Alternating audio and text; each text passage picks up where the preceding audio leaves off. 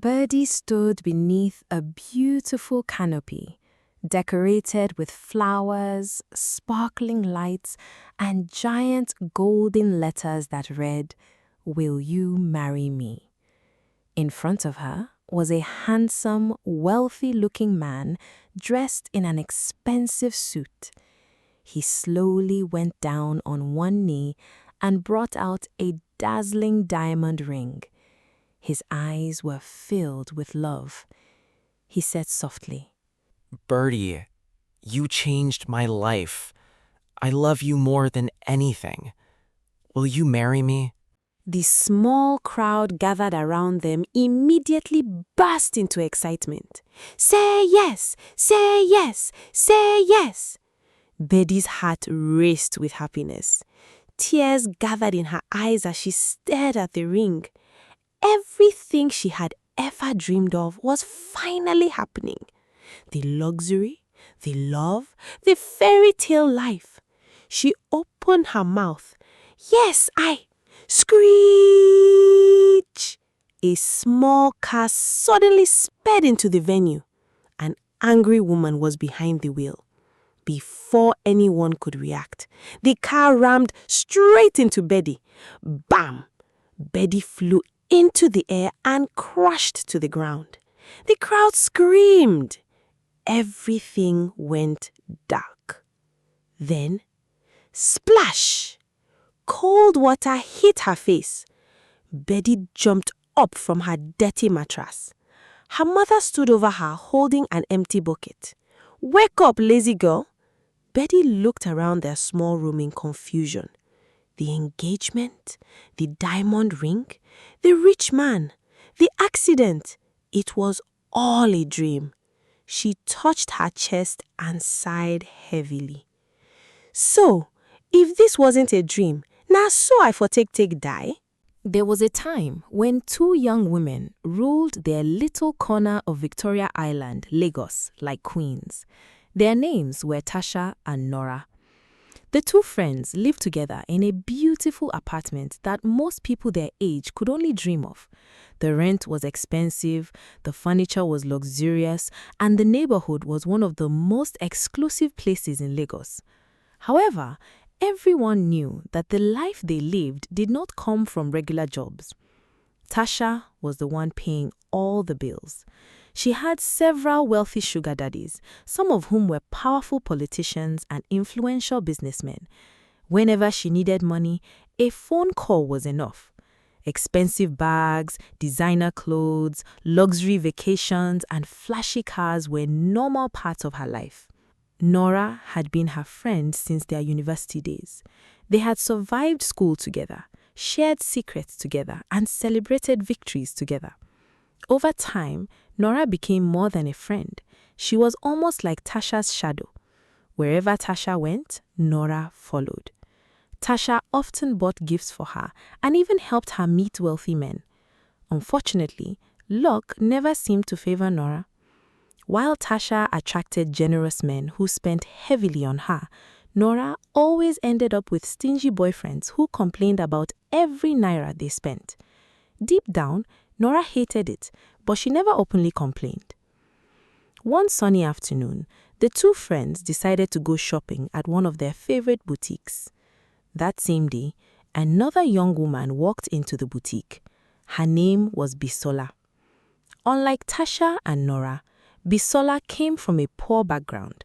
She lived with her single mother in a struggling neighborhood far away from the glamorous lifestyle she constantly dreamed about. Every day, she imagined herself living in Lekki, driving luxury cars, wearing expensive clothes, and having servants attend to her every need. Since she could not afford the things she admired, she often visited boutiques just to look around. Window shopping had become her favorite hobby. On that particular day, fate brought her face to face with Tasha. The moment Tasha entered the boutique, the atmosphere changed.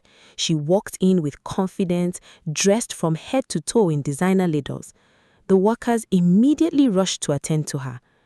Tasha looked around and frowned. She hated sharing attention. "I want this place to myself," she said arrogantly. "Ask everyone else to leave." The boutique owner quickly obeyed. Customers began leaving one after another until only Bisola remained. "Madam, please step outside," one of the attendants told her politely. Bisola looked around in confusion. "Why?" "The customer wants to shop privately." Bisola immediately understood. The customer was Tasha. Humiliation burned inside her chest. "I was here first," she protested. But before she could say more, security officers approached her. Within minutes, she was being escorted out of the boutique. Outside, she turned back angrily. One day, she promised herself, she would return and make Tasha feel exactly the same humiliation. As she walked away, Tasha stuck out her tongue and laughed. "You are just a barking dog," she mocked. "You can't do more than a dead rat." The words followed Bisola all the way home. When she arrived, her anger was still boiling. She was so angry that she did not greet her mother, so her mother then greeted her, and surprising, she answered. Her mother became annoyed and used a broom to chase her around the compound. Neighbors watched and laughed as Bisola ran for her life. The next morning, her mother splashed water on her face while she was sleeping. Bisola jumped up in shock. "Mama, why would you do that? Get up and help me around this house." Bisola folded her arms. "I interrupted my sweet dream." "What dream?" "I was a millionaire," Bisola replied proudly. "I had servants everywhere. I don't belong in this place. I should be living in Lekki, not in this slum." Then she said something that deeply hurt her mother. She blamed her for their poverty. "Why didn't you marry a rich man or become rich yourself? Better still, why bring a child into the world to suffer with you?" Her mother's face darkened. "I am warning you," she said firmly. "This kind of thinking will bring trouble into your life. The day that trouble comes, I will remind you of these words." But Bisola was stubborn. She promised herself that she would become rich and leave their neighborhood forever. Later, when she asked if there was food in the house, her frustrated mother replied sarcastically, "Come and suck my breast." Weeks passed. Then, one afternoon, while taking one of her usual walks around the neighborhood, Bisola noticed a luxury car parked by the roadside. The driver looked frustrated. As she got closer, she froze. It was Tasha, the same woman who had humiliated her at the boutique. For a brief moment, Bisola considered walking away. Instead, she approached. "You remember me?" she asked. Tasha nodded. Bisola reminded her of the boutique incident. Then she surprised her. "I won't take revenge on you," she said. "I'm not a bad person. Let me help." She called some young men from the area, and after several minutes of work, they managed to fix the car. Tasha was impressed. For the first time, she saw something she liked in Bisola. As a gesture of appreciation, she exchanged phone numbers with her and invited her to dinner the following evening. Bisola could hardly contain her excitement. The moment she got home, she announced the news to her mother. "My breakthrough is coming," she said proudly. "Very soon, the whole neighborhood will know that Bisola has arrived." But her mother remained unconvinced. "Cut your coat according to your size, and remember what I told you. If you ever enter trouble, I will personally hand you over." Bisola ignored the warning. That night, she barely slept. Her mind was filled with dreams of luxury, wealth, and a future she believed was finally within reach. The next evening, she sat inside a 5-star hotel beside Tasha and Nora. For the first time in her life, she felt like she belonged among the rich. As they ate, Tasha smiled at her. "Bisola sounds too local," she said. "You need a name that matches the class you are moving into." Bisola listened carefully. "From today, your name is Birdy." Birdie's eyes lit up instantly. Tasha laughed. "That's a beautiful name for a beautiful girl." Then she added something that made Birdie's heart race. "You will spend the night at my apartment today. You can return home tomorrow." Bisola felt as if heaven had opened its gates for her. Without hesitation, she accepted. She was so excited that she did not even bother calling her mother to tell her she wouldn't be coming home. Baddie barely slept that night. Even though the bed in Tasha's apartment was softer than anything she had ever slept on before, excitement kept her awake. Every few minutes, she would open her eyes and stare around the luxurious room. The air conditioner hummed softly. The curtains looked expensive. The furniture alone was probably worth more than everything inside her mother's house. For years, she had imagined a life like this. Now, she was finally tasting it.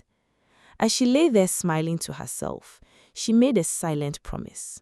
No matter what happened, she was never going back to her old life. The next morning, while Baddie was still admiring the apartment, Nora pulled Tasha aside. "I don't like that girl," Nora said quietly. "You mean Baddie?" Nora nodded. "Yes, Baddie. There is something about her that doesn't sit right with me. I can't explain it, but my spirit doesn't accept her." Tasha laughed. "You are jealous." "I'm serious." "Jealous because someone else is joining our circle?" Tasha teased. "Relax, nobody can replace you." Nora remained unconvinced, but she said nothing more. Later that morning, Tasha approached Baddie. "So, did you enjoy your stay?" Baddie smiled brightly. "Enjoy? I loved it." Tasha laughed. "Good. Then why don't you move in with us?" Baddie froze. For a moment, she thought she had heard wrong. "What?" "You heard me. Move in with us. I like you. Besides, I can help you find a man who will take care of you." Baddie's heart nearly jumped out of her chest. This was exactly the opportunity she had been praying for. By the following week, she packed her few belongings and announced her departure. "I'm leaving for a better life," she told her mother. Her mother looked at her for a long moment. There was sadness in her eyes. "Be careful of those friends," she warned. "The road you are taking is dangerous." Baddie rolled her eyes. "Mama, you are always negative." "I am your mother. It is my job to warn you." Then her mother pointed a finger at her. "If trouble ever comes looking for you, I will be the first person to hand you over to the police." Baddie laughed. She thought her mother was simply being dramatic. Without another word, she left. The moment Baddie moved into Tasha's apartment, her life changed. Almost immediately, Tasha introduced her to wealthy married men. Men with big houses. Men with expensive cars. Men whose wives struggled at home while they spent fortunes on young women. Before long, Birdy found herself enjoying the same lifestyle she had once dreamed about. Expensive wigs, designer handbags, fancy restaurants, luxury hotels. Money flowed more freely than she had ever imagined. The transformation happened so quickly that she sometimes stood in front of the mirror and admired herself for several minutes. She no longer looked like the poor girl from the neighborhood. She looked like somebody important. But while Baddie enjoyed her new life, tension slowly began growing between her and Nora. Whenever they found themselves alone, Baddie would deliberately provoke her. "I know you don't like me." Nora would usually ignore her, but Baddie would continue. "Is it because I'm prettier than you?" Nora would roll her eyes. "Please leave me alone." Baddie would laugh. "Or maybe you are scared because men notice me more than they notice you." Truthfully, Nora disliked Baddie for many reasons. Part of it was instinct, part of it was jealousy, and part of it was because Baddie always seemed hungry for more.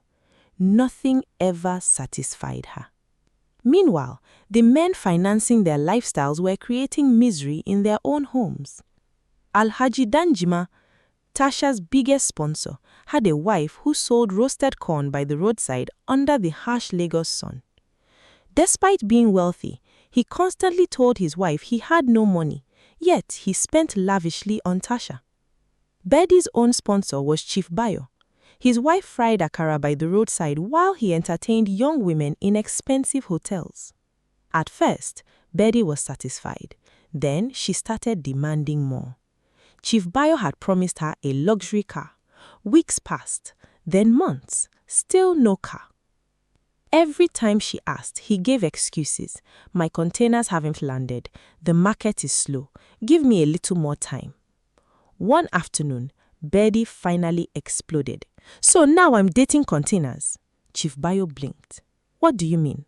When you were shouting harder, harder in the hotel room, you didn't mention containers. The older man looked embarrassed. Birdy leaned forward. If I don't get my car within 3 days, we are finished. Chief Bayo stared at her. She wasn't joking. I cannot be dating an old man and still have money problems. Then she got up and walked out. That evening, she returned home angry. But the moment she entered the compound, she froze. Tasha was screaming with excitement. A brand new luxury car stood outside. Alhaji Danjima was holding the keys. My baby! Tasha shouted as she hugged him. Birdie's heart sank. Everyone gathered around the vehicle. Everyone celebrated. Everyone smiled. Except Baddie. Because deep inside, she wished that car belonged to her. Later that evening, Alhaji Danjima organized a celebration dinner. The food was endless. The drinks flowed freely. Music filled the air. Everyone appeared happy. At one point, Tasha went to the restroom. As usual, Nora followed her. Inside the restroom, Nora lowered her voice. I saw Birdy looking at Alhaji all night. Tasha sighed. Here we go again. I'm serious. Enough, Nora. Stop trying to make me hate her. While the two women argued, Birdy was making her move. She leaned closer to Alhaji. She smiled. She gently rubbed his chest. The older man smiled back. Then he slipped a small piece of paper into her hand. His number. Call me, he whispered. Birdy's pulse raced. At that moment, she crossed a line she could never uncross. She was willing to betray the very woman who had lifted her from poverty, and she did it because she wanted more. More money, more luxury, more status, more power. That night, everyone returned home acting normal, but Birdy couldn't stop smiling. She knew something the others didn't, and very soon, everything would begin to change. What nobody realized was that the first crack in Tasha's world had already appeared, and the person holding the hammer was Birdy.